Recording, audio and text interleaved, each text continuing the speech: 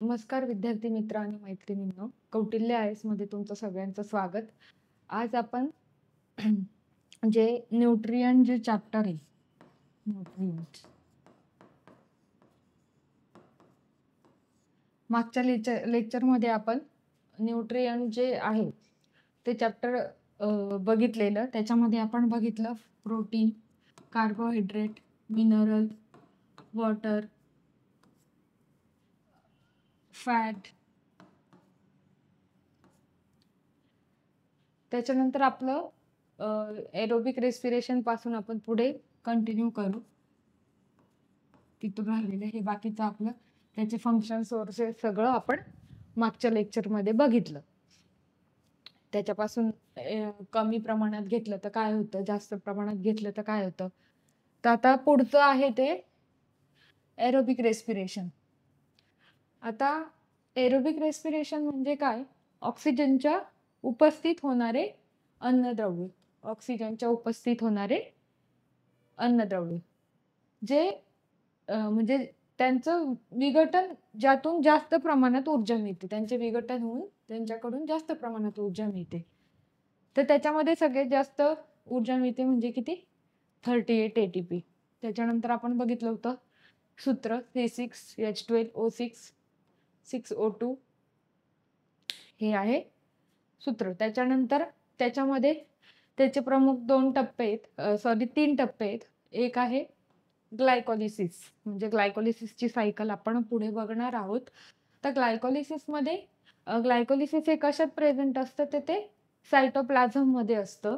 Crab cycle, त्यालाच आपण citric acid cycle देखील म्हणतो. तर ते असतं मायटोकॉन्ड्रियामध्ये प्रेझेंट. त्याच्यानंतर इलेक्ट्रॉन ट्रान्सफर चेन, ते सुद्धा मायटोकॉन्ड्रियामध्ये प्रेझेंट असतं. आपण त्याचे वैशिष्ट्य जर बघायला गेलो तर त्याच्यासाठी आपल्याला ऑक्सिजन आवश्यक असतो. त्याच्यानंतर ऊर्जा उत्पादन पण जास्त होतं, म्हणजे 38 ATP होतं. आणि अनएरोबिक जे आहे, अनएरोबिक त्याच्यामध्ये 2च होतं ऊर्जा, म्हणजे कमी होतं. याच्यामध्ये जास्त होतं. CO2 आणि H2O उप उत्पादन होतं. त्याच्यानंतर मानव, प्राणी आणि वनस्पतींच्या पेशींमध्ये पण हे आढळतं. त्याच्यानंतर आपण बघू ग्लायकोलिसिस. ग्लायकोलिसिस ही प्रक्रिया कशी होते? या प्रक्रियेमध्ये एका रेणूपासून पुढील उत्पादने तयार होतात. 2 पायरुव्हिक ऍसिड, म्हणजे 2 पायरुव्हिक ऍसिड, 2 ATP, 2 NADH2, म्हणजे ॲडेनोसिन ट्रायफॉस्फेट, ॲडेनोसिन ट्रायफॉस्फेट ATP. NADH2 म्हणजे निकोटामाइड, ॲडेनिन डायक्लोरोडाय. त्याच्यानंतर आहे वॉटर. ओके. आता पहिलं आपण जे ग्लुकोज घेतलं, ग्लुकोजचं एन्झाईमच्या साहाय्याने विघटन होतं. त्याचं रूपांतर कशामध्ये होतं? पायरुव्हिक ऍसिड मध्ये होतं. पायरुव्हिक ऍसिड मध्ये 2 ATP तयार होतात, 2 NADH2 तयार होतात आणि पाणी तयार होते. तर पायरुव्हिक ऍसिडचं मग रूपांतर कशामध्ये होतो? पायरुव्हिक आम्लमध्ये, म्हणजे ऍसिड मध्ये. हे पहा, पुढील प्रक्रिया आपण इथं दिलेली पण, म्हणजे पायरुव्हिक आम्ल हे ऍसिटिक कोएन्झाइम ए मध्ये रूपांतरित होतं. कशामध्ये? ऍसिटाइल कोएन्झाइम मध्ये. कोएन्झाइम मध्ये काय होतं? रूपांतरित होतं. हे रेणू काय करतात? हे जे रेणू आहे ते क्रेब चक्रात प्रवेश करतात. हे पहा, इथं आपण बघितलं, इथं क्रेब चक्रामध्ये त्यांनी प्रवेश केला. त्याच्यानंतर प्रक्रियेमध्ये प्रवेश करतात. या प्रक्रियेमध्ये काय होतं? 2 कार्बन डायऑक्साईड रेणू, 2 NADH2 रेणू तयार होतात. 2 जे कार्बन डायऑक्साईड आहे ते कशामध्ये? 2 कार्बन डायऑक्साईड रेणू 2 NADH2 मध्ये रूपांतरित होतात. त्याच्यानंतर NADH2 आणि FADH2, NADH2 आणि हे स एन्झाईम आहेत म्हणजे को एन्झाईम येते. को एन्झाईम म्हणजे एकमेकांना परस्पर NADH2 आणि FADH2 हे दोन्ही काय करतात? श्वसन साखळीत ऊर्जेच्या निर्मितीसाठी उपयोगी पडतात. रेस्पिरेशनसाठी उपयोगी पडतात. रेस्पिरेशनसाठी याचा उपयोग होतो. आता आपण सगळ्यात पहिले बघितलं होतं ग्लुकोज. ग्लुकोजचं रूपांतर कशामध्ये होतं? 2 पायरुव्हिक ऍसिड मध्ये. पायरुव्हिक ऍसिडचं ही प्रोसेस होते, त्याच्यानंतर त्याचं रूपांतर होतं पायरुव्हिक आम्लमध्ये. 2 पायरुव्हिक आम्लमध्ये आणि पुढचं रूपांतर होतं ऍसिटिल कोएन्झाईम मध्ये. त्याच्यानंतर ते काय करतं? क्रेब चक्रामध्ये प्रवेश करतं आणि त्याच्यानंतर कार्बन डायऑक्साईड प्लस NADH2 तयार होतं आणि NADH2 आणि FADH2 काय आहे ते? कोएन्झाईम आहेत एकमेकांना. ते कशासाठी उपयोगी पडतात? रेस्पिरेशनसाठी उपयोगी पडतात, श्वसन साखळीसाठी. पुढे आपण बघू क्रेब सायकल. क्रेब सायकललाच काय म्हटलं जातं? सिट्रिक ऍसिड सायकल देखील म्हटलं जातं. आता क्रेबची सायकल आहे ती कशामध्ये प्रेझेंट असते? ती मायटोकॉन्ड्रियामध्ये. मायटोकॉन्ड्रिया आणि ETC देखील मायटोकॉन्ड्रियामध्येच प्रेझेंट असते. मायटोकॉन्ड्रिया फक्त जी ग्लायकोलिसिस सायकल आहे, ग्लायकोलिसिस ती फक्त सायटोप्लाझम मध्ये असते. ती फक्त सायटोप्लाझम मध्ये असते.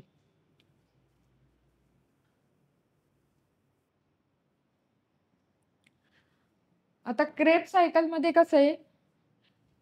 ATP व्यतिरिक्त NADH2 आणि FADH2 हे पुढील टप्प्यासाठी काय करतात? ऊर्जावाहक म्हणून कार्य करतात. ऊर्जावाहक म्हणून कार्य करतात. या प्रक्रियेमुळे शरीरात काय होते? ऊर्जा मिळते म्हणजे ATP मिळतात. आता इथं आपण दिलेलं आहे फ्लो चार्ट. ऍसिटिल कोएन्झाईम, त्याच्यानंतर त्याचं रूपांतर सिट्रिक ऍसिड मध्ये, त्याच्यानंतर रेन्विक प्रतिक्रियांच्या मालिकेतून काय तयार होतं बघा? 2 कार्बन डायऑक्साईड, 3 NADH2, 1 FADH2 आणि 1 ATP. या प्रक्रिया काय करतात? दर एका ऍसिटिल कोएन्झाईमच्या रेणूसाठी होतात. काय होतात? कोएन्झाईम रेणूसाठी तयार होतात. आता एक ग्लुकोज पासून 2 ऍसिटाइल कोएन्झाईम मिळतात. किती? एक ग्लुकोज पासून 2 ऍसिटिल कोएन्झाईम तयार होतात. म्हणून हे दुहेरी प्रमाणात होते. आता आपण बघितलं खाली NADH2 आणि FADH2 याचं इलेक्ट्रॉन ट्रान्सपोर्ट साखळी म्हणजे ETC मध्ये पुढे प्रक्रिया होते. आता आपण पुढचं बघणार आहे ETC, इलेक्ट्रॉन ट्रान्सपोर्ट साखळी. आता ETC मध्ये काय? NADH2 आणि 3 ATP, त्याच्यानंतर FADH2 ला 2 ATP. याच्यामध्ये काय होतं? ऑक्सिजनचा वापर होतो. हा जो टप्पा आहे तो ऑक्सिडेटिव्ह फॉस्फोरायलेशन म्हणून ओळखला जातो. म्हणून एकूण 36 to 38 ATP प्रति ग्लुकोज रेणू इथे असतात. आता इथं आपण बघितलंय फ्लो चार्ट मध्ये दिलेलं आहे NADH2 आणि FADH2. इथं काय होतं? इलेक्ट्रॉन ट्रान्सफर सिस्टीम मध्ये काय केलंय? प्रवेश केलाय. कुठे आणि एक्झॅक्टली कुठं केलाय? मायटोकॉन्ड्रियाच्या आतील पायपृष्ठ. कुठे? आतील पडद्यावर. काय होतं? इलेक्ट्रॉन सोडले जातात. इलेक्ट्रॉन सोडले त्याच्यानंतर विविध प्रथिनांमधून इलेक्ट्रॉन पास होतात. विविध प्रोटीन मधून ते इलेक्ट्रॉन काय होतात, पास होतात. हे जे प्रोटीन आहे म्हणजे H+ आयन, प्रोटीनचे पंपिंग बाहेर होते. प्रोटीनचे जे पंपिंग आहे ते काय होतं, बाहेर होतं. आणि त्याच्यानंतर काय होतं, एटीपी सिंथेज, एटीपी सिंथेसाइज होतात. एन्झाईमच्या साहाय्याने काय होतात, एटीपी तयार होतात. कशाच्या साहाय्याने, एन्झाईमच्या साहाय्याने एटीपी तयार होतात. साधारण किती एटीपी होतात, तर 34 एटीपी तयार होतात. 34 एटीपी तयार होतात. आणि शेवटी काय होतं मग, electron plus H+ ion plus O2 आणि असं मिळून बनतं वॉटर, H2O. मग तयार होतं पाणी. ही झाली आपली इलेक्ट्रॉन ट्रान्सपोर्ट चेन, साखळी. हे झाले आता एरोबिक रेस्पिरेशनचे टप्पे. हे आपल्याला सायकलवर पण क्वेश्चन विचारतात की किती याच्यापासून किती एटीपी मिळतात, कशी रिएक्शन असते, फॉर्म्युले विचारतात, फॉर्म्युले देखील विचारतात. त्याच्यानंतर आपण बघू अनएरोबिक रेस्पिरेशन. आता अनएरोबिक रेस्पिरेशन मध्ये काय होतं, ऑक्सिजन गरजेचं नसतं. म्हणजे ऑक्सिजनच्या अनुपस्थितीत अन्न घटकांचे काय होते, विघटन होऊन कमी ऊर्जा तयार होते. ऊर्जा निर्माण होते पण कशी, कमी प्रमाणात. आता इथं सूत्र जर बघायचं झालं फॉर्म्युला, तर ते आहे अनएरोबिक रेस्पिरेशनचं, अनएरोबिकचं C6H12O6 balance to 2 lactic acid plus 2 ATP. हे फुल फॉर्म पण लक्षात ठेवायचं, ॲडिनोसिन ट्रायफॉस्फेट. आता आपण त्याचे प्रकार बघू. याचे दोनच प्रकार आहेत. एक आहे लॅक्टिक ऍसिड फर्मेंटेशन आणि दुसरं आहे ते अल्कोहोलिक फर्मेंटेशन. आता लॅक्टिक ऍसिड जे फर्मेंटेशन आहे, लॅक्टिक ऍसिड जे फर्मेंटेशन ते कशामध्ये तयार होतं, ते असतं मानवी स्नायूंमध्ये. आणि जे अल्कोहोलिक फर्मेंटेशन आहे ते कशामध्ये, ईस्टमध्ये. आता अल्कोहोलिक फर्मेंटेशनचा फॉर्म्युला काय, C6H12O6 then balance to C2H5OH plus carbon dioxide plus 2 ATP. आता अनएरोबिक रेस्पिरेशनची वैशिष्ट्य काय, त्याला ऑक्सिजनची गरज नसते. ऊर्जा काय लागते, कमी. म्हणजे किती, 2 ATP. तर एरोबिक मध्ये कसं आहे, ऑक्सिजनची गरज असते, ऊर्जा जास्त, म्हणजे 38 ATP सॉरी. याच्यामध्ये आहे दोन प्रकार, लॅक्टिक ऍसिड आणि अल्कोहोलिक फर्मेंटेशन. इकडे काय आहेत, 3 प्रकार आहे, इथं 2 प्रकार आहे. इथं काय आहे, क्रेब्स सायकल आहे, त्याच्यानंतर इलेक्ट्रॉन ट्रान्सफर चेन आहे, आणि पहिलं काय होतं आपलं, ग्लायकोलिसिस. काही जे आहेत ते जीवाणू, ईस्ट व स्नायूंना तीव्र हालचाली वेळी माणसांमध्ये ते, हे अनएरोबिक रेस्पिरेशन. आता अनएरोबिक रेस्पिरेशनची आपण जर व्याख्या बघायचं म्हटलं तर, अनएरोबिक श्वसन म्हणजे अशी श्वसन प्रक्रिया आहे जिथे ऑक्सिजन शिवाय ऊर्जेची निर्मिती होते. त्याचं मुख्य वैशिष्ट्य बघायचं झालं तर ऑक्सिजनचा इथं वापर होतच नाही. प्रक्रिया कुठे होते, सजीवांच्या पेशींमध्ये. सेलमध्ये, सजीवांच्या पेशींमध्ये तयार होते. विशेषतः काय, बॅक्टेरिया, ईस्ट व स्नायूंच्या पेशींमध्ये ऑक्सिजन कमी करतात. ते ऑक्सिजन कमी करतात. यामध्ये फक्त काय होतं, ग्लायकोलिसिस होते. याच्यामध्ये फक्त ग्लायकोलिसिस होते. पण पुढे काय होतं, ऑक्सिजन नसल्यामुळे काय होतं, पायरुव्हिक ऍसिड जे पायरुव्हिक ऍसिड आहे याचे इतर संयुगांमध्ये रूपांतर होतं. इतर संयुगामध्ये काय होतं, रूपांतर होतं. आता इथं आपण बघितलं अल्कोहोलिक फर्मेंटेशन. अल्कोहोलिक फर्मेंटेशन मध्ये काय होतं, ग्लुकोज घेतला, ग्लुकोजचं रूपांतर कशामध्ये झालं, पायरुव्हिक ऍसिड मध्ये झालं. Pyruvic acid to ethanol plus carbon dioxide plus ATP. Example जर झालं तर बेकरी आणि मद्य निर्मिती. बेकरी आणि मद्य निर्मिती.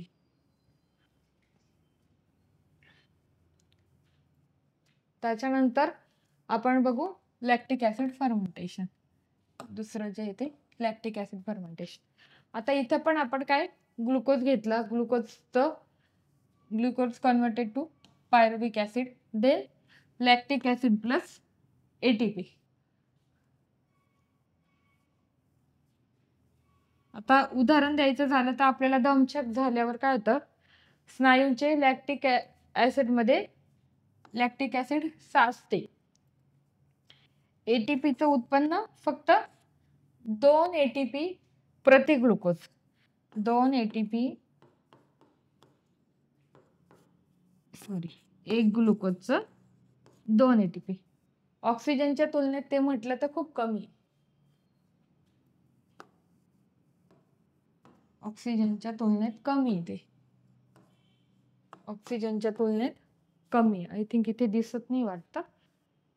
एक glucose is equal to 2 ATP. आता आपण बघू हे जे आहे ते घटक. त्याच्यानंतर एरोबिक आणि अनएरोबिक श्वसन.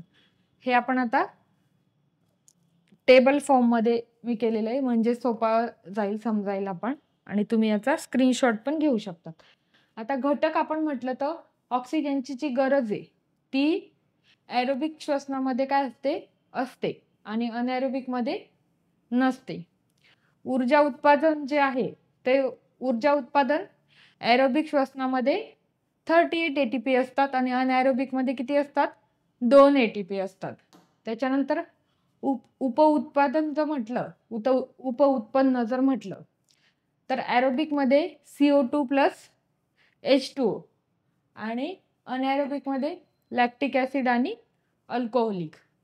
स्थळ आपण म्हटलं तर एरोबिक मध्ये कुठं असतं, मायटोकॉन्ड्रियात असतं, आणि अनएरोबिक मध्ये कुठे असतं, सायटोप्लाझम मध्ये असतं.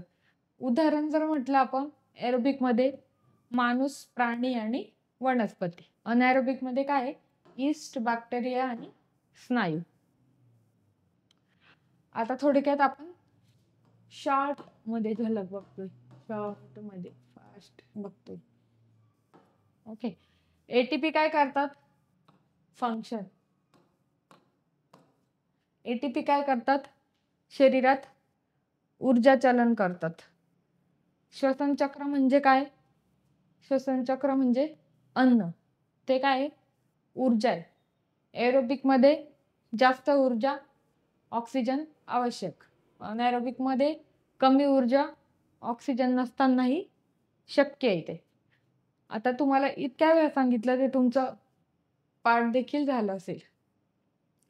आता आपण हेल्थ न्यूट्रिएंट्स जे चॅप्टर आहे, न्यूट्रिएंट्स चॅप्टर आपले संपलंय आणि आज आपण चालू करतोय हेल्थ डिसीजेस. आता आपण बघितलं की काय बघितलं की हेल्दी खाल्ल्यावर काय काय, म्हणजे हेल्दी खायला पाहिजे आपण. व्हिटॅमिन, मिनरल आपल्या बॉडीवर त्याचं काय परिणाम होतो जर ते कमी पडलं, जास्त प्रमाणात घेतलं तर. तसंच आता हे जे बॅक्टेरिया असतात, व्हायरस असतात, फंगस असतात, त्याच्यानंतर अ, याच्यामुळे आपल्याला आजार होतात. त्याच्यानंतर आपण रिसेंटमध्ये आता बघितलं होतं, की कोव्हिड-19 त्याच्यानंतर मागे अ, बरेच अजून असे आजार आहेत, ते आले. तर आता आपण हेल्थबद्दल सगळं बघितलं.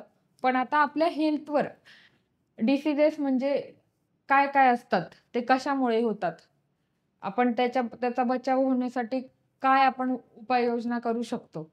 आणि कोणतं प्रमाण काय झाल्यामुळे काय होतं? तर ते आपण आता हेल्थ डिसीजेस या चॅप्टरमध्ये बघू. हेल्थ डिसीजेस माझं नाव प्रज्ञा मोरे. आता आपण डेफिनेशन बघू. आरोग्याची व्याख्या काय आहे? जागतिक आरोग्य संघटनेनुसार म्हणजे WHO. WHO ही कधी स्थापना आहे? 1948. तर जागतिक आरोग्य संघटनेनुसार आरोग्याची व्याख्या काय दिलेली आहे? की केवळ आजार किंवा दुर्बलता, आजार किंवा दुर्बलता यांचा अभाव म्हणजे आरोग्य नव्हे, असं त्यांचं म्हणणं आहे. त्यांचा अभाव म्हणजे आरोग्य नव्हे. तर शारीरिक, मानसिक आणि सामाजिक दृष्टिकोनातून पूर्ण आरोग्याची स्थिती म्हणजे काय आहे? आरोग्य आहे. म्हणजे आरोग्य आहे. ही डेफिनेशन कोणाच्या याची आहे? WHO. ही आपण प्रमाणित मानली जाते बाबा. World health organization sorry. आता आरोग्याचे काय आहे? 4 मुख्य पैलू आहेत. आरोग्याचे 4 मुख्य पैलू. पहिलं कोणतं आहे? Physical health. शारीरिक हेल्थ आपल्याला महत्त्वाची असते. ती का बरं महत्त्वाची असते? शरीर मजबूत राहण्यासाठी, आजारमुक्त आणि सक्षम असण्यासाठी. त्याच्यानंतर दुसरं आहे ती आपली मेंटल हेल्थ म्हणजे मानसिक आरोग्य. आता आपण आत्ताच्या धकाधकीच्या जीवनात बघतो एवढा स्ट्रेस आहे, म्हणजे चिंता, तणाव न बाळगता मनःशांती असणे म्हणजे मेंटल हेल्थ झाली. तिसरी आहे ती काय? सामाजिक आरोग्य म्हणजे सोशल हेल्थ. सोशल हेल्थ म्हटलं तर समाजात इतरांशी सुसंवाद म्हणजे नाते सांभाळणे तेवढे. चौथं आहे ते भावनिक आरोग्य म्हणजे इमोशनल हेल्थ. भावना नियंत्रण ठेवणे किंवा योग्य प्रतिसाद देणे. हे झाले आरोग्याचे 4 मुख्य पैलू आणि ही WHO ने सांगितलेली डेफिनेशन. आता आपण बघू रोगांचे प्रकार म्हणजे टाइप्स ऑफ डिसीजेस. 7 प्रकारचे आहेत डिसीजेस. म्हणजे अजून आपण त्याचे प्रकार पण करू शकतो याच्यानुसार पण. बॅक्टेरिया, व्हायरस, फंगी याच्यानुसार. त्याच्यानंतर कालानुसार असं पण आपण त्याचं डिवायडेशन करू शकतो.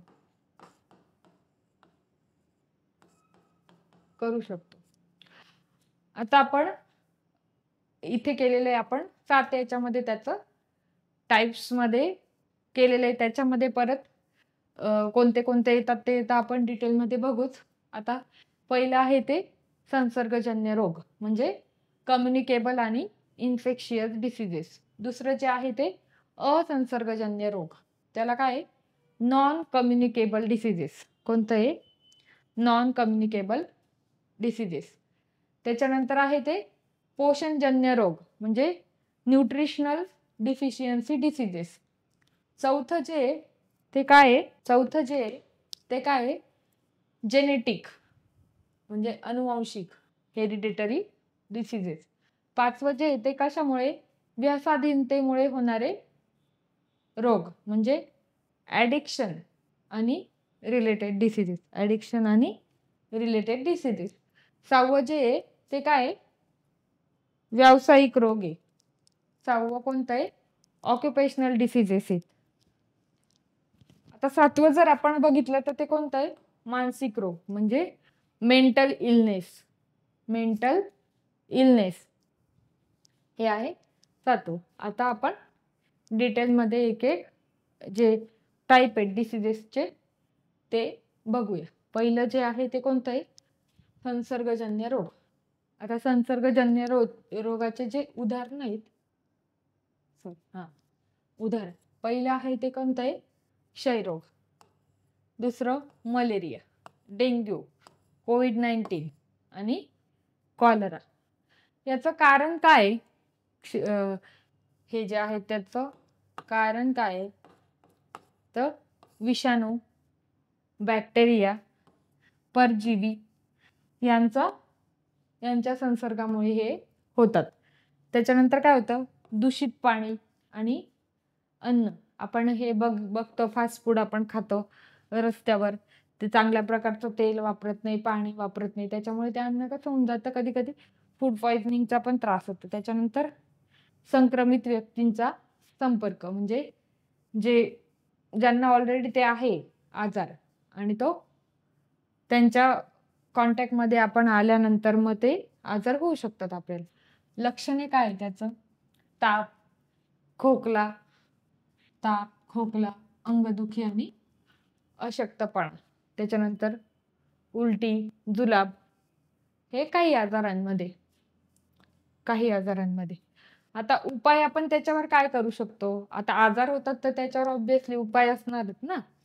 तर उपाय काय? तर ते आपण लसीकरण, म्हणजे BCGची लस घेऊ शकतो. कोविड-19, त्याच्यानंतर पोलिओ इत्यादी.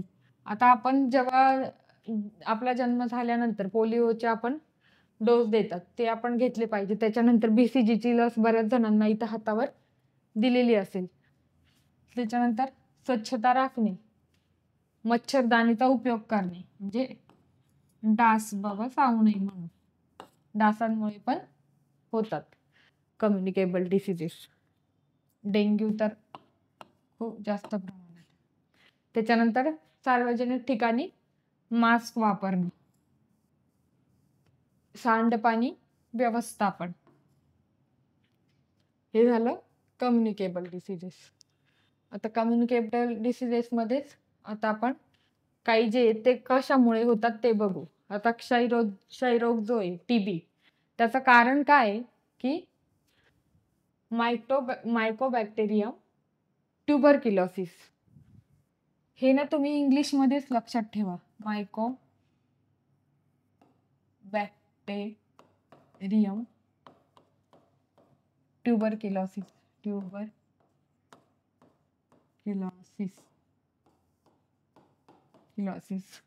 म्हणजे मायकोबॅक्टेरियम ट्युबरक्युलोसिसमुळे क्षयरोग होतो. त्याचं जे लक्षण आहे ते काय? सातत्याने खोकला, वजन कमी होणे आणि थकवा. त्याच्यावर उपाय काय? डॉट औषध योजना. त्याच्यानंतर नियमित तपासणी करणे. त्याच्यानंतर खोकताना तोंड झाकणे, म्हणजे आपण असं खोकताना तोंड झाकणे. त्याच्यानंतर आपण पुढचं बघू, मलेरियाचं कारण काय? प्लाझ्मोडियम म्हणजे जे परजीवी आहेत, या डासांमार्फत काय होत असतं? मलेरिया होत असतो. हे एक्झामला विचारतं बरं, मॅच द पेअरला झालं.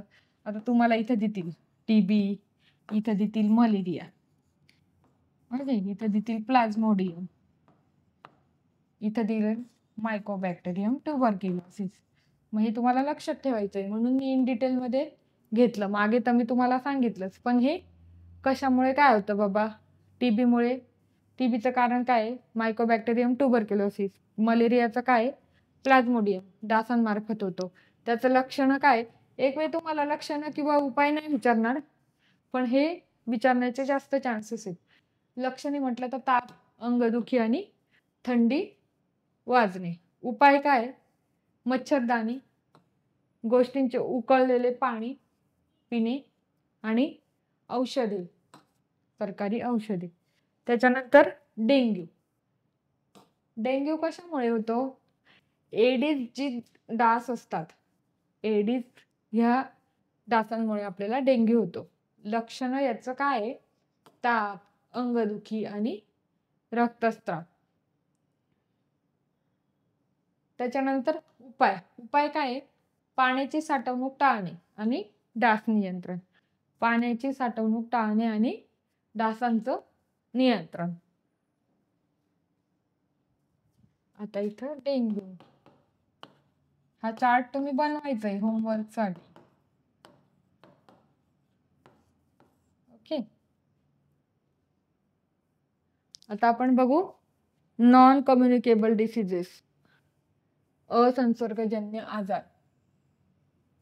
आता नॉन कम्युनिकेबल डिसीजेसचे उदाहरण काय? मधुमेह, उच्च रक्तदाब, हृदयविकार, कर्करोग, दमा. आत्ताच्या रिसेंट म्हणजे इयरनुसार, म्हणजे आत्ता ह्या काही 5-10 वर्षामध्ये हे जे नॉन कम्युनिकेबल डिसीजेस आहे त्याचं प्रमाण खूप वाढले. म्हणजे प्रत्येक घरात आपण आता बघतो प्रत्येकाला बीपी आहे, मधुमेह आहे, हृदयाचे विकार व्हायला लागलेत. याचं प्रमाण आत्ताच्या याच्यामध्ये वाढलेलं आहे. म्हणजे आता असं काही नाही की पूर्वी लोकांना जेव्हा जास्त एजचे व्हायचे तेव्हा आजार व्हायचे, पण आता असं काही राहिलेलं नाही. आता अगदी जन्माला आल्यावर सुद्धा डायबिटीज वगैरे व्हायला लागलाय. आता याचे जे कारण आहे म्हणजे काय? चुकीची जीवनशैली, म्हणजे लाईफस्टाईल. आपली लाईफस्टाईल म्हणजे आता कसं आपण जेवणाच्या वेळा फिक्स नसतात, झोपण्याच्या वेळा फिक्स नसतात, हे झालं लाईफस्टाईल. त्याच्यानंतर तणाव, व्यायामाचा अभाव. आता तुम्ही अभ्यास करतात, आपण अभ्यास करतो, तर अभ्यास करताना काय होतं, आपण 7ला जातो, 11ला येतो, दिवसभरात आपण ना व्हिटॅमिन डी काही ऊन घेत ना, व्यायाम करत ना, काही नाही. मग त्याच्यामुळे पण आपल्या लाईफस्टाईलमुळे पण हे होतात, त्याच्यामुळे व्यायाम करत चला. त्याच्यानंतर कारण काय? तंबाखू, मद्यपान आणि जास्त मिठाचे सेवन. जास्त मिठाचं सेवन केलं सुद्धा आपल्या शरीरासाठी घातक आहे. लक्षणं काय? थकवा, चक्कर येणे, छातीत दुखणे, त्याच्यानंतर श्वास घेण्यास अडचण येणे, साखर, रक्तदाब वाढलेला असणे. उपाययोजना काय करू शकतो आपण त्याच्यात? संतुलित आहार घेऊ शकतो, दररोज व्यायाम करू शकतो, धूम्रपान, मद्यपान टाळू शकतो, नियमित आरोग्य तपासणी करू शकतो आणि तणावावर नियंत्रण ठेवू शकतो. आता जे डायबिटीज आहे, डायबिटीजचे 2 प्रकार आहेत. डायबिटीजचे 2 आहे, टाईप 1 आणि टाईप 2. आता त्याचं कारण काय आहे?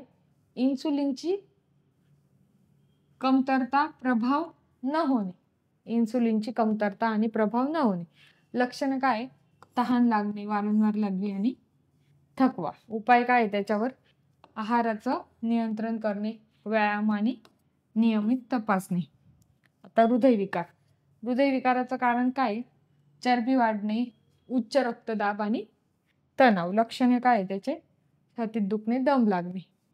कमी तेल मीठयुक्त आहार, योग नियमित करणे.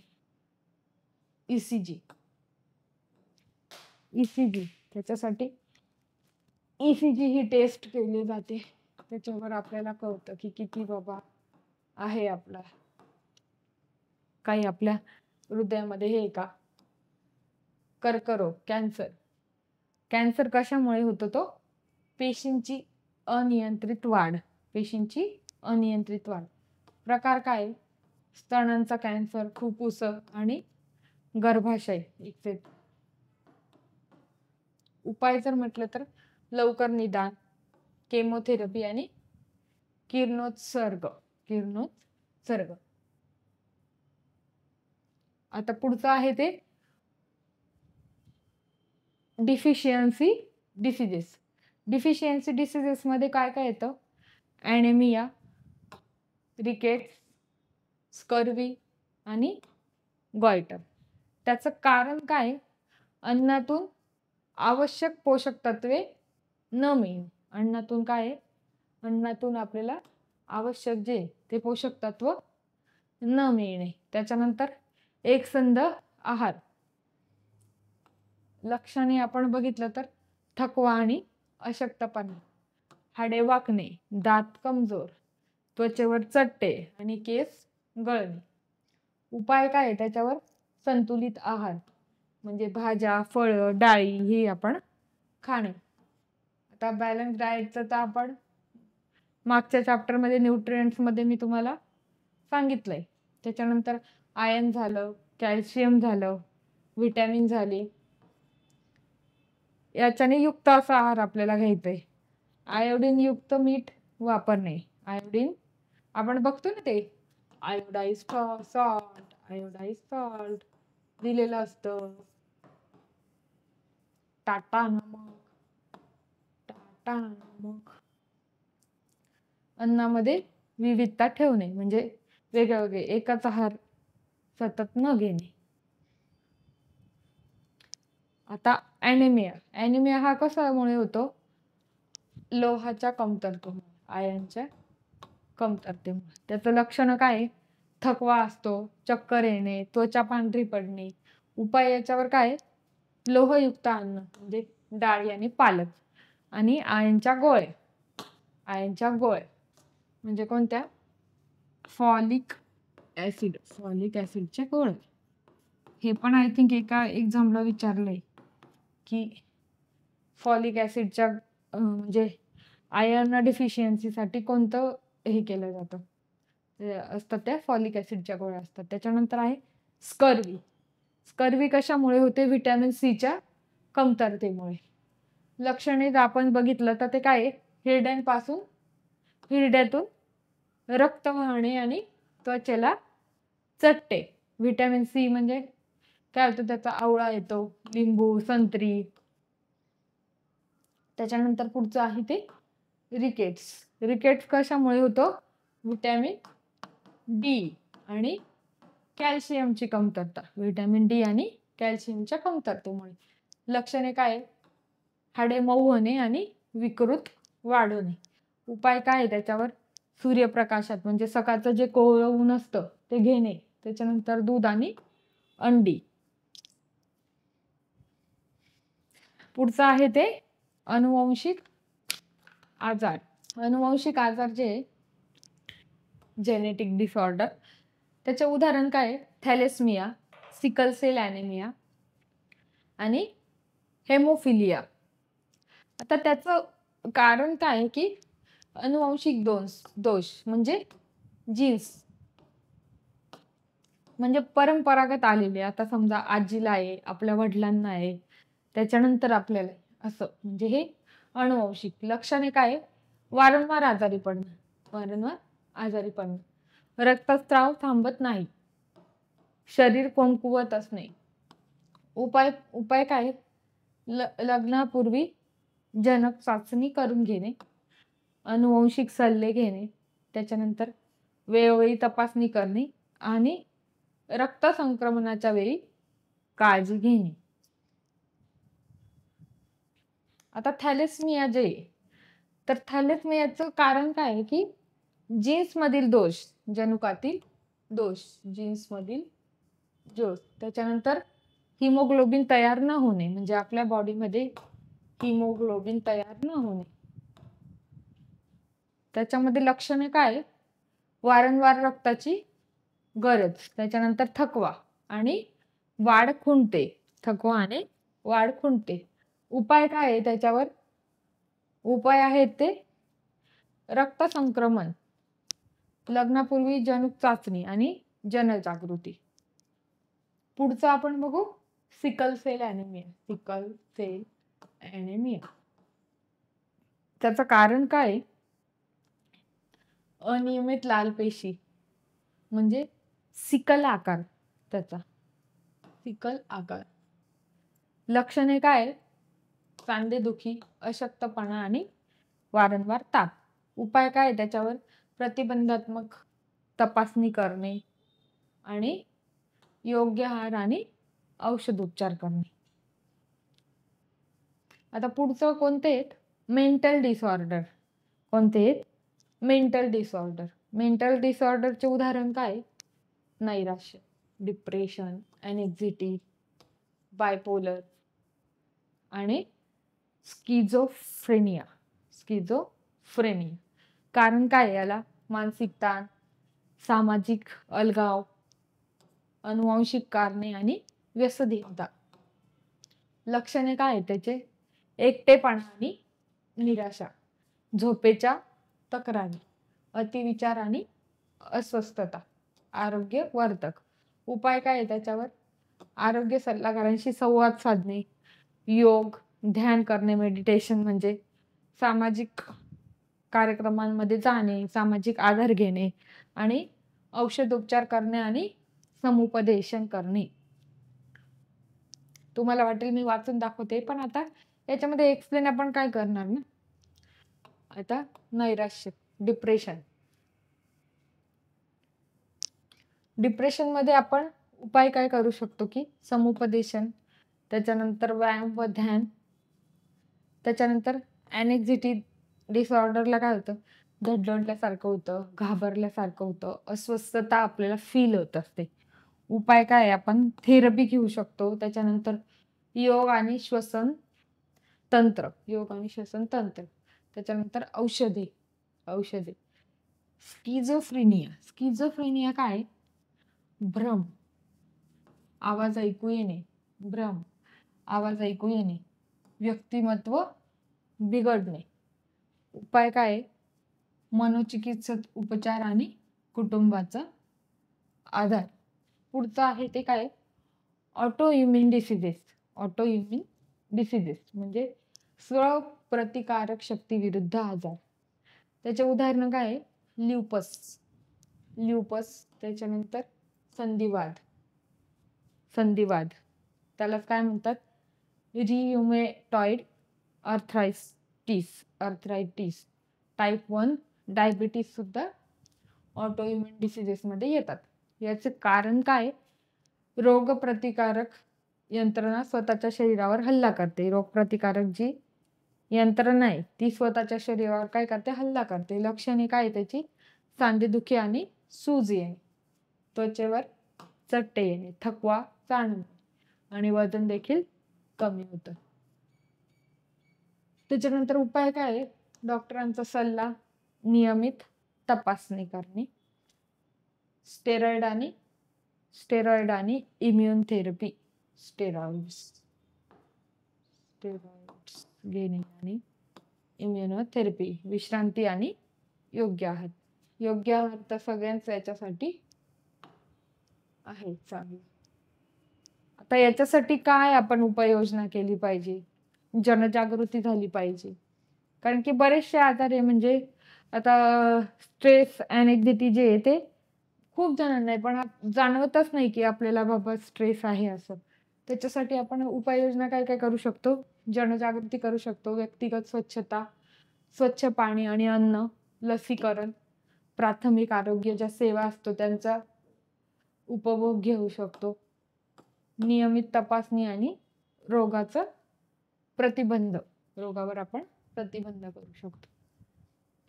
आता आपल्या भारतामध्ये आजारांसाठी काही योजना पण आहे. एक आहे ती योजना आयुष्यमान भारत. आयुष्यमान भारतचा उद्देश काय आहे की प्रत्येक कुटुंबाला 5 लाख रुपयेपर्यंत आरोग्य विमा मिळणे. प्रत्येक कुटुंबाला 5 लाखापर्यंत आरोग्य विमा मिळणे. दुसरं आहे ते राष्ट्रीय आरोग्य अभियान म्हणजे NHM, राष्ट्रीय आरोग्य अभियान. त्याच्यामध्ये काय?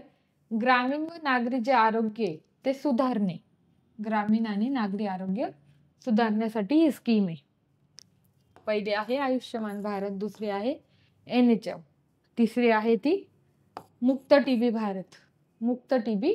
भारत. त्याचं काय? टीबी निर्मूलनासाठी ही मोहीम आहे. टीबी निर्मूलनासाठी ही मोहीम राबवली जाते. चौथा आहे ती राष्ट्रीय मानसिक आरोग्य कार्यक्रम. मानसिक आजारांवरील उपचार आणि जनजागृतीसाठी, मानसिक जे आजार आहेत त्याचे उपचार आणि जनजागृतीसाठी. पुढचं जे ते आहे पोषण अभियान, राष्ट्रीय पोषण मिशन, पोषण अभियान. ते कुपोषण निर्मूलनासाठी उपाय.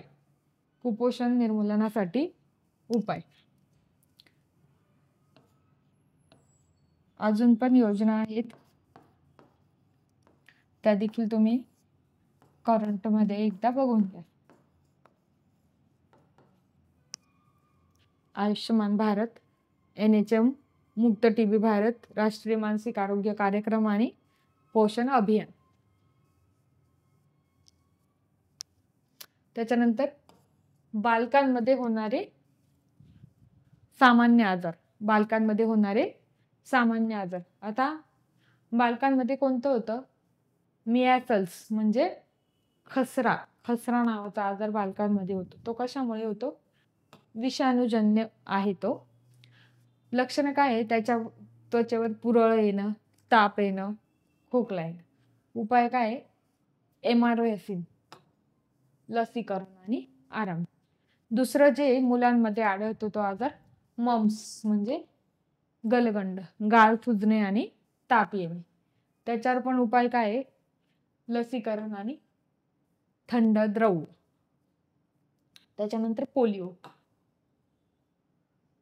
पोलिओची लक्षणे काय? अंगातील कमजोरी आणि लंगडेपणा. त्याच्यावर उपाय काय? OPV जी लस आहे आणि जनजागृती. OPV ही लस घेणं गरजेचं आहे. OPV लस असं विचारू शकता. पोलिओसाठी कुठली लस घेतली जाते? तर ती OPV. त्याच्यानंतर विचारतील की खसरासाठी कुठली व्हॅक्सिन घेतली जाते? हे तुम्ही लक्षात ठेवायचे. वृद्धांमध्ये सामान्य कोणते आजार असतात? आता आपण बालकांचे बघितलं होतं, वृद्धांमध्ये बघू. वृद्धांमध्ये संधिवात होतो जास्त करून. त्याचं कारण काय आहे? की सांध्यांची झीज होऊन जाते. त्याच्यावर उपाय काय आहे? फिजिओथेरपी आणि आराम करणं. फिजिओथेरपी आणि आराम करणं. दुसरं काय? डिमेन्शिया म्हणजे स्मृतिभ्रंश म्हणजे विसरायला होतं. मेंदूतील पेशींचा काय होतो? नाश होतो. मेंदूतील पेशींचा नाश होतो. तर त्याच्यावर उपाय काय? मानसिक व्यायाम आणि औषधे. मानसिक व्यायाम आणि औषधे. त्याच्यानंतर हाडांचा ठिसूळपणा. हाडांचा ठिसूळपणा हा कशामुळे होतो? कॅल्शियम आणि व्हिटॅमिन डी ची कमतरता. कॅल्शियम आणि व्हिटॅमिन डी ची कमतरता. उपाय काय त्याच्यावर? योग्य आहार घेणे, सूर्यप्रकाश घेणे आणि सप्लिमेंट घेते बॉडीसाठी. हे झालं वृद्धांसाठी आजार. पुढे आपण बघूया कामकाजी लोकांमध्ये वाढणारे आजार. लाईफस्टाईल डिसऑर्डर हा सध्या खूप जास्त प्रमाणात वाढलेला आजार आहे. Lifestyle disorder. आता लाईफस्टाईल डिसऑर्डरमुळे कोणता होतो? मधुमेह होतो, उच्च रक्तदाब, BP आणि हृदयविकार. हे सगळे ऑफिस जीवनशैलीमुळे वाढतात. त्याच्यानंतर स्क्रीन संबंधी तक्रार.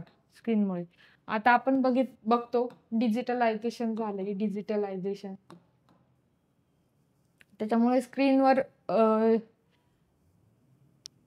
वर्क करण्याचं जास्त प्रमाण वाढलंय. त्याच्यामुळे 10-10 तास 12-12 तास लोक स्क्रीनवर असतात. त्याच्यामुळे काय होतं? डोळ्यांवर ताण येतो आणि डोकेदुखी. उपाय त्याच्यावर काय? 20 मिनिटांनी 20 फूट अंतरात 20 सेकंद पाहायचे. हा त्याच्यावरचा उपाय. त्याच्यानंतर मानसिक तणाव. त्याच्यावर उपाय काय? योग, ध्यान आणि वेळेचे व्यवस्थापन. त्याच्यानंतर आजारांची वर्गवारी. म्हणजे सारांश तक्ता आपण इथं बघितलाय थोडक्यात. समरी रिव्ह्यू असं पण म्हणू शकतो आपण. आजारांची वर्गवारी. आता आजाराचा प्रकार बघू आपण. संसर्गजन्य जे त्याचं मुख्य कारण काय? व्हायरस आणि बॅक्टेरिया. उदाहरण काय? TB आणि कॉलरा. असंसर्गजन्य जीवनशैली आणि वंश हे त्याचं मुख्य कारण आहे. आणि उदाहरण काय? मधुमेह आणि कॅन्सर, कर्करोग. पोषण तोटीजन्य आजार. याच्यामध्ये काय, पोषक तत्वांचा अभाव आहे मुख्य कारण. आणि उदाहरण काय, ॲनिमिया आणि स्कर्वी. ॲनिमिया आणि स्कर्वी हे त्याचं आजार आहेत.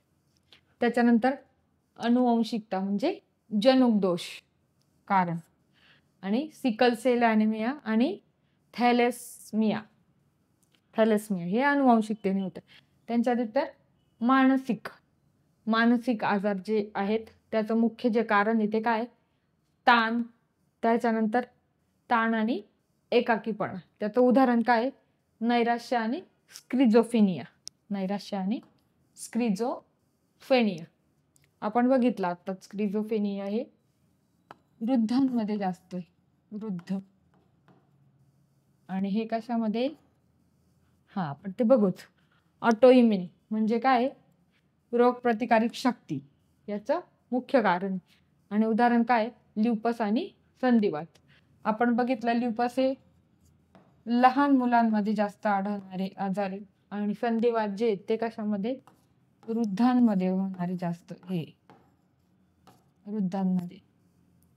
त्याच्यानंतर हे आपण कशामुळे, लाईफस्टाईलमुळे होतात. आता आपण बघू वॅक्सिन, लसीकरण. म्हणजे कोणती लस कशासाठी घेतात. मी तुम्हाला मगाशी म्हटलं की एक्झाम मध्ये आपल्याला विचारू शकतात की कोणती लस कशासाठी. तर ते आपण एक टेबल फॉर्म मध्ये एकदा बघूया. बीसीजीची जी लस आहे, बीसीजी, ती कोणत्या आजारासाठी घेतो आपण, टीबी, क्षयरोगासाठी.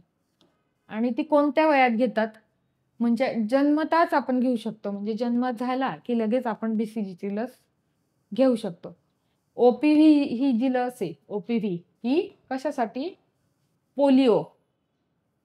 आणि ती कधी घेऊ शकतो आपण, 6 आठवड्यांपासून. त्याच्यानंतर डीपीटी ही लस आपण कशासाठी घेतो, डिफ्थोरिया, त्याच्यानंतर पर्टुसिस आणि टिटॅनस या आजारासाठी. ती कधीपासून घेऊ शकतो आपण, 6 आठवडे, 10 आठवडे किंवा 14 आठवड्यांच्या पुढे आपण पर्यंत आपण ती पुढे आपण घेऊ शकतो ती. त्याच्यानंतर आपण बघितलं होतं एमआर वॅक्सिन. ही कोणत्या आजारांवर घेतात, खसरा आणि रुबेला या आजारांसाठी ही वॅक्सिन घेतली जाते. कोणत्या वयात घेतात, 9 महिने व 15 महिने. त्याच्यानंतरची आहे वॅक्सिन ती एचपीव्ही. ती कशासाठी असते, गर्भाशयाच्या कर्करोगासाठी. ती कोणत्या वयात घेऊ शकतात, 9 ते 14 वर्ष मुलींसाठी. 9 ते 14 वर्षाच्या मुलींसाठी ही लस घेतली जाते. हे ज्या सगळ्या वॅक्सिन आहेत, हे आजार आहेत, हे तर हे विचारू शकतात म्हणा, पण हे जास्त इम्पॉर्टंट आहे. हे आपल्याला विचारतीलच एक्झाम मध्ये. त्याच्यानंतर आपण बघू जागतिक आरोग्य ज्या संस्था आहेत त्यांची काय भूमिका आहे हेल्थ डिसीजेसवर. हेल्थ डिसीजेस आपण जे बघतोय, डिसीजेस और डिसऑर्डर म्हणू शकतो आपण त्याला, डिसऑर्डर. तर याची काय भूमिका आहे, WHO जी आहे, वर्ल्ड हेल्थ ऑर्गनायझेशन, तिची स्थापना कधी आहे, 1948. तिचं जे मुख्यालय आहे ते कुठे आहे, जिनिव्हा, स्वित्झर्लंड मध्ये आहे. कार्य तिचं काय आहे, जागतिक आरोग्य धोरण निर्माण करणे. त्याच्यानंतर साथीच्या रोगांवर पाळत ठेवणे आणि लस व औषध संशोधन हे तिचं कार्य आहे. त्याच्यानंतरची पुढची संस्था आहे ती युनिसेफ. याचा फुल फॉर्म तुम्हाला होमवर्क मी बघा.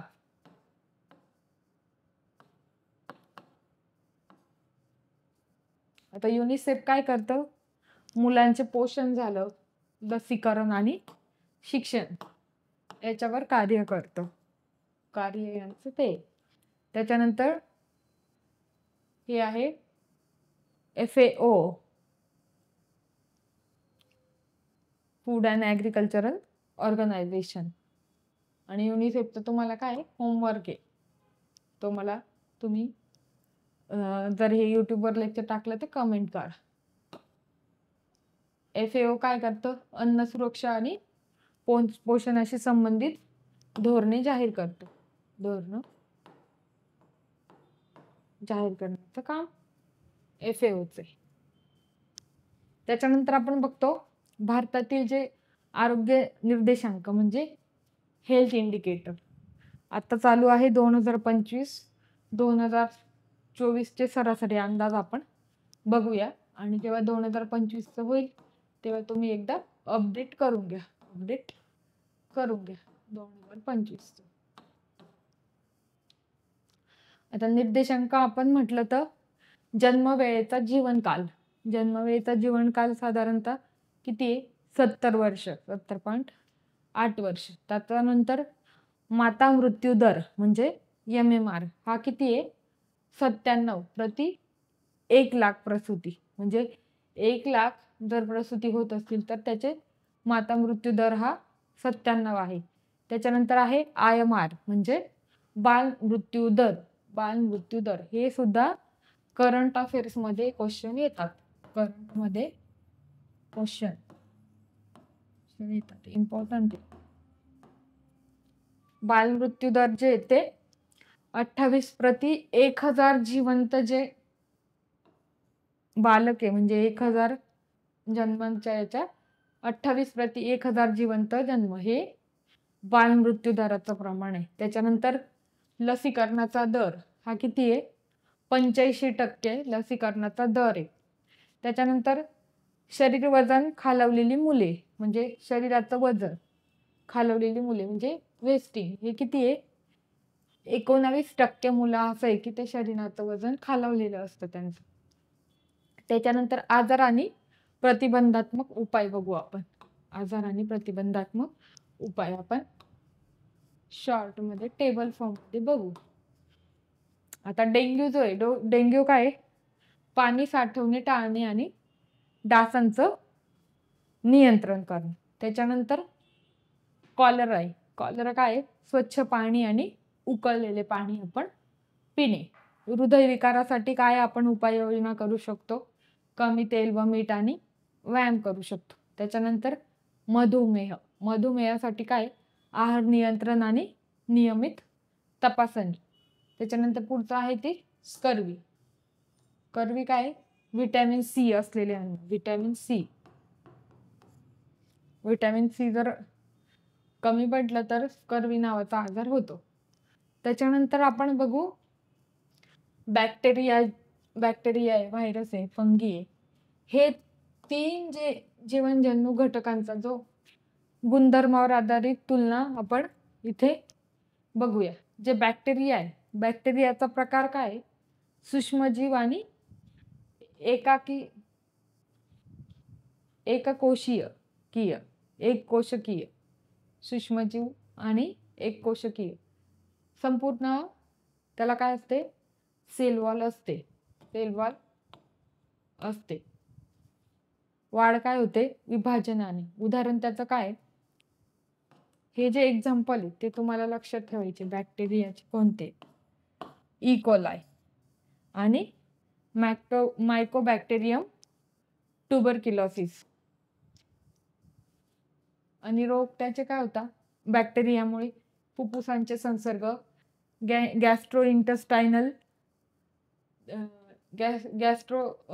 गॅस्ट्रोएंटेरायटिस. त्याच्यानंतर फूड पॉयझनिंग पण बॅक्टेरियामुळे होते. औषधोपचार त्याच्यावर काय करू शकतो आपण, कोणत्या याच्यावर काय औषधं घ्यायचे ते पण विचारू शकतात. अँटीबायोटिक जसे की पेनिसिलिन आणि टेट्रासायक्लिन आणि पेनिसिलिन. त्याच्यानंतर आपण व्हायरसचं बघूया. व्हायरसचं ते काय प्रकार, कशा प्रकारचा आहे, सूक्ष्मजीव आहे, एककोशिकीय आहे, संपूर्णपणे जीवाणूंपेक्षा साधे असतात. संपूर्णतः सेल वॉल नसते. प्रोटीन शेलमध्ये अस्तित्व. त्याच्यानंतर वाढ काय होते, होस्ट सेलमध्ये प्रवेश करून प्रजनन करतात. व्हायरस काय करतात, होस्ट सेलमध्ये प्रवेश करतात आणि त्याचं प्रजनन करतात. उदाहरण काय, HIV आणि इन्फ्लुएन्झा व्हायरस, सर्दी खोकला. HIV आणि सर्दी खोकला. त्याच्यानंतर कोविड-19 जो व्हायरस आहे, रोग काय, श्वसन रुग्ण, त्याच्यानंतर ज्वर आणि गळ्यातून संसर्ग. याच्यावर उपचार काय आहे, अँटीव्हायरल औषधे, लसीकरण, जसं की फ्लूची, करोनाची वॅक्सिन आपण घेतली त्या. त्याच्यानंतर फंगी. फंगी हे काय, बहुकोशिकीय आहे, काही एककोशिकीय पण आहेत. संपूर्णतः सेल वॉल असते, मुख्यतः चिटके असतात ते. वाढ कशातून होतं, फांदीने किंवा गाठींमधून. उदाहरण काय त्याचं, कॅन्डिडा अल्बिकान्स. कॅन्डिडा अल्बिकान्स त्याला काय म्हणतात, कंठातील फंगल संसर्ग. त्याच्यानंतर आहे ॲस्परजिलस, श्वसन विकार. ॲस्परजिलस, श्वसन विकार. रोग कोणता, कवडी रोग, फंगल त्वचा संसर्ग आणि श्वसन संसर्ग. त्याच्यावर काय, अँटीफंगल ही औषधे, जसे की फ्लुकोनायझोल आणि केटोकोनायझल. त्याच्यानंतर आपण बघू गुणधर्म बॅक्टेरियाचे काय आहे, त्याच्यानंतर व्हायरसचे काय आहेत आणि फंगीचे काय आहेत.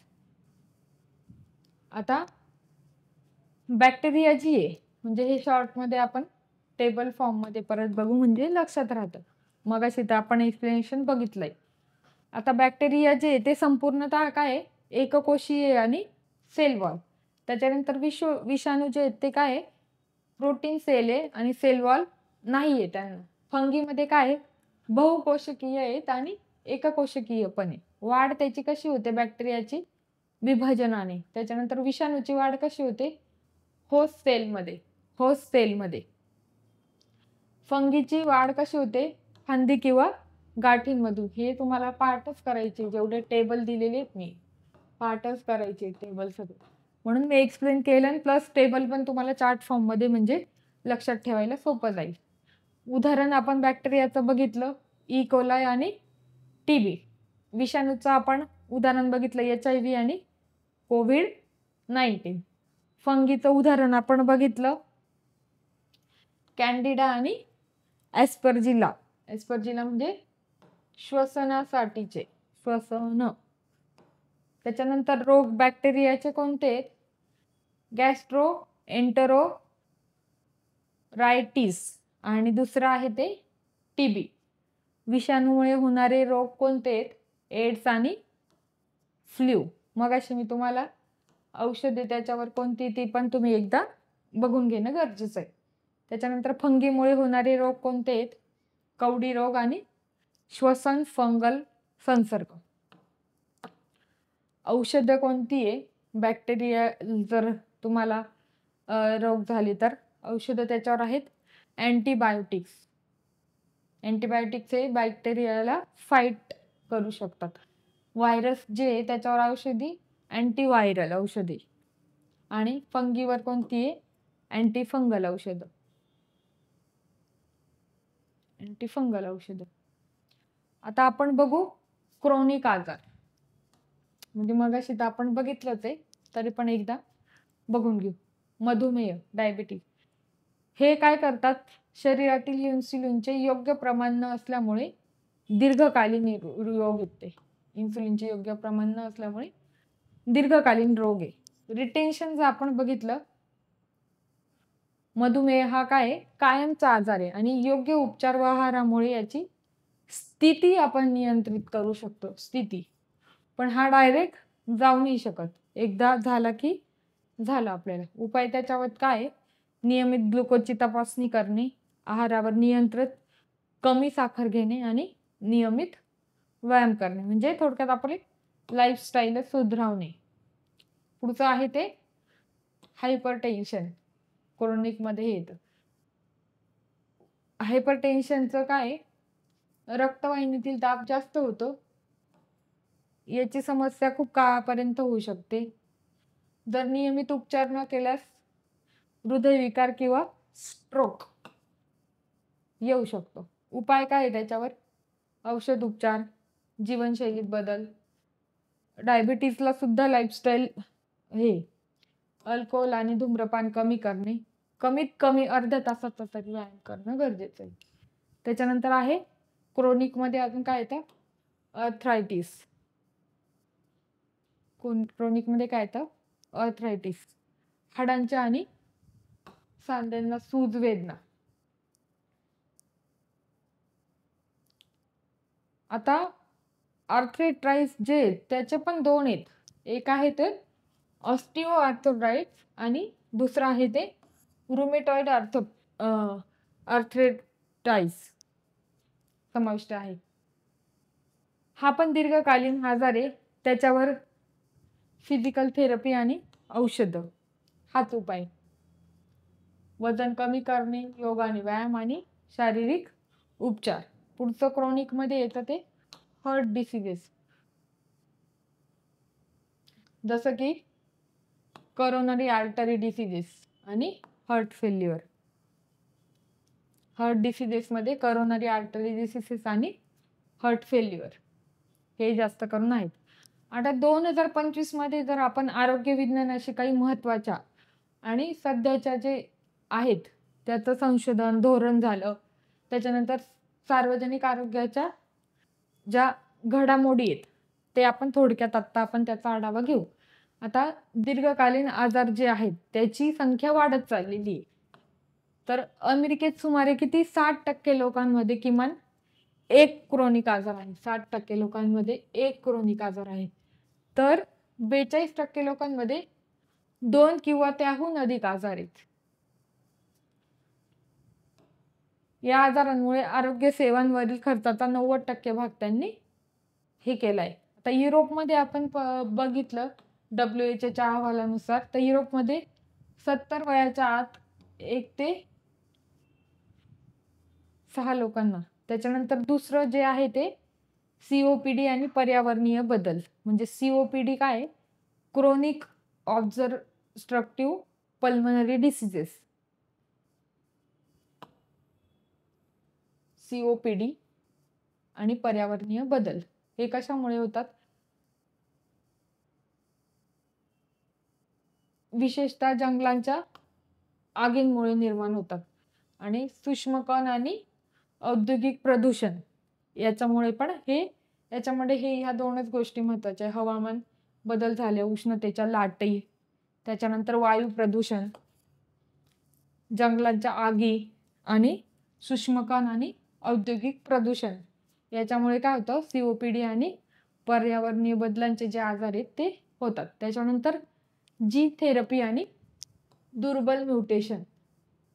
जीन थेरपी आणि दुर्बल म्युटेशन. आता याच्यामध्ये येतं सिस्टिक फायब्रोसिस. आता सिस्टिक फायब्रोसिस जे त्या दुर्मिळ म्युटेशनसाठी सध्या उपलब्ध असलेल्या जीन थेरपीतून सर्व रुग्णांना फायदा होत नाही. तथापि काय, म्युटेशन एग्नोस्टिक थेरपी सारख्या नवीन उपचारांच्या पद्धतीमुळे निर्माण झाली आहे. आता कोलंबियाचे विद्यापीठ आहे, तिथं ही एक क्लिनिकल चाचणी चालू आहे. आता काय लक्षात ठेवायचंय तुम्हाला? Mutation, agnostic. त्याच्यानंतर आहे कोविड. याच्यामध्ये काय होतं? थकवा रुग्णांमध्ये, मेंदू धुंद म्हणजे ब्रेन फॉग यासारख्या मानसिक लक्षणांमध्ये वाढ होत चाललेली आहे.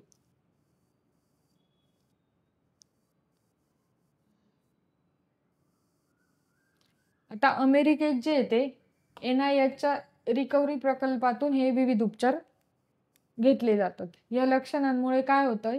20% लोकांना कामावर जायला अडचणी येत आहेत. पुढचं आहे ते सार्वजनिक आरोग्य धोरणे आणि आव्हाने. याच्यामध्ये कोणते कोणते येतात? CDCच्या क्रोनिक जे आजार आहेत त्यांचा पण समावेश होतो. त्याच्यानंतर आरोग्य विज्ञानातील नवीन तंत्रज्ञान. सध्याच्या संशोधनात आपण बघितलं डायनॅमिक हायपरग्राफ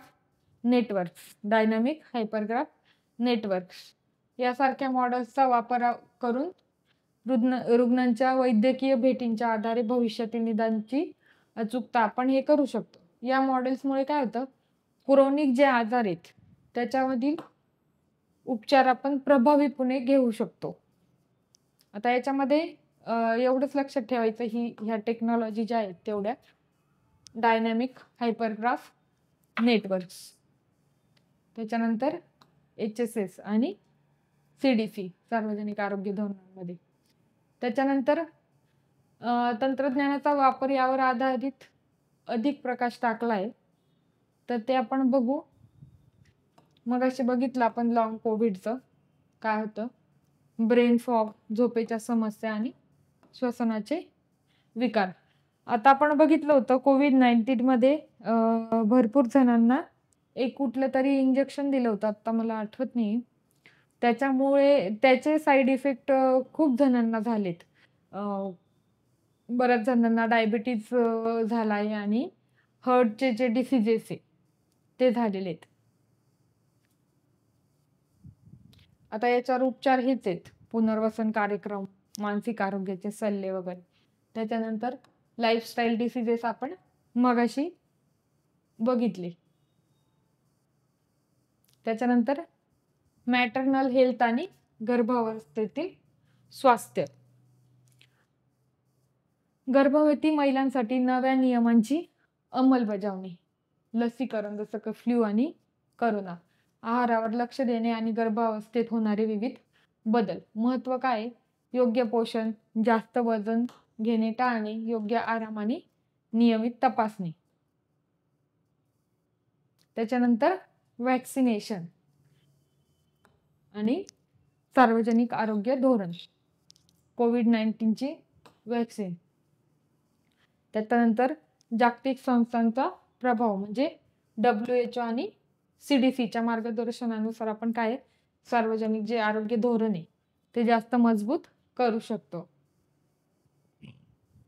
आता पुढचं आहे ते मानसिक आरोग्य आणि तणाव व्यवस्थापन.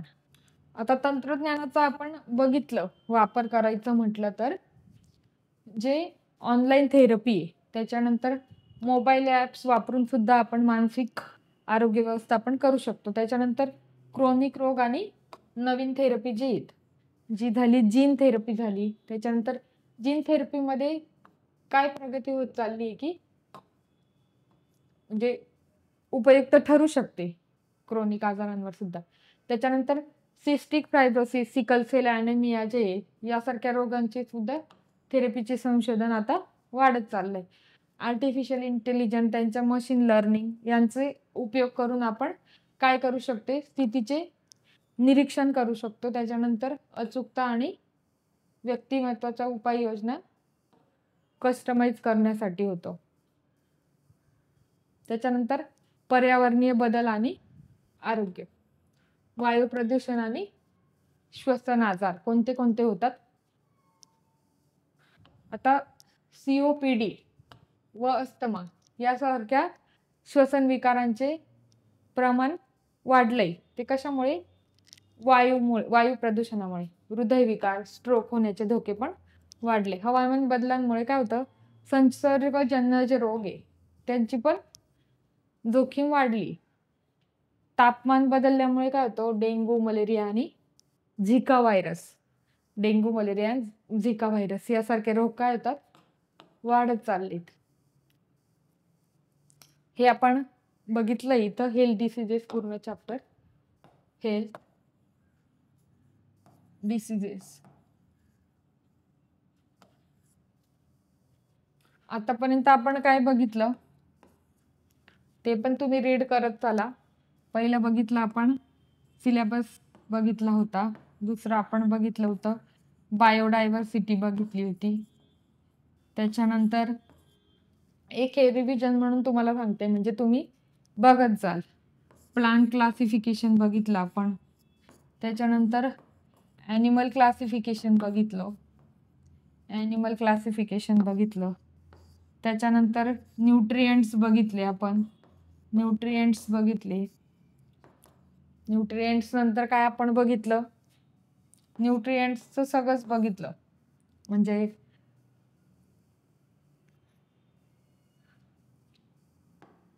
ॲनिमल क्लासिफिकेशन सुद्धा ॲनिमलचे आपण डिसीजेस बघितले, न्यूट्रिएंट्स बघितले. त्याच्यानंतर आपण आज काय बघितलं, काल आणि आज. कालचं आपण आजचे रेस्पिरेशन बघितलं. आज आपण काय बघितलं, रेस्पिरेशन, एरोबिक आणि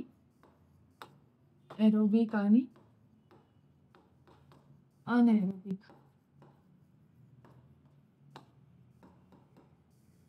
त्याच्यानंतर आपण काय बघितलं, हेल्थचे डिसीजेस बघितले. डिसीजेसचं काय WHO नुसार डेफिनेशन बघितली, टाईप्स बघितले आणि टाईप्समध्ये जे एक्झाम्पल रोग आणि त्याच्यावर उपाय काय हे बघितलं. त्याच्यानंतर कुठल्या स्कीम आहेत म्हणजे कुठल्या योजना आहेत त्या बघितल्या. आता पुढचं जे लेक्चर आहे तर ते आपण बघणार आहे ब्लड सर्क्युलेटरी